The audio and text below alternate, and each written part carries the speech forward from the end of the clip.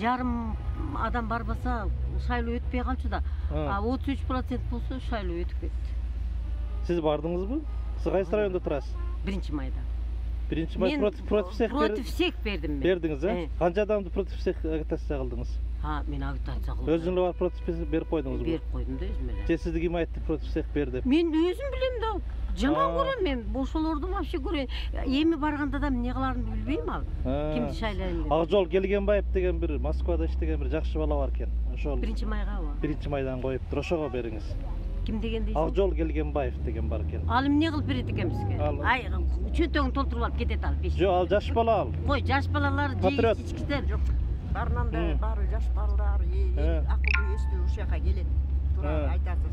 Бирок туруп-турупчу 1 жыл өтөбү, 2 жыл өтөбү, 3 жыл өтөбү, аларды мурунку эски каршыкырлар эркилерди бузат. Көндүрөт, обязательно бузат.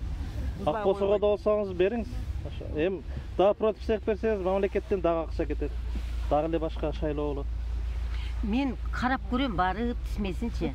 Жок, тизмесин. Вообще-то жана Субаналиева биле, ким биле? Эльвира, ушул жаман эмес. Мен да ошол. Мен ошого берейин деп атам. Ошого берейин деп атасыз. Эльвирага. Анткени Субаналиеваны андан Сурабалдиева.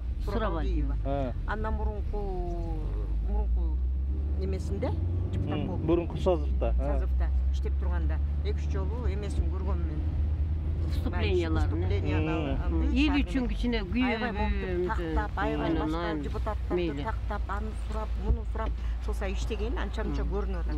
А башкалар эмне? Уктап атат. Анан бирөө Сурабалдиева да шанс жакшы экен да 1-майда.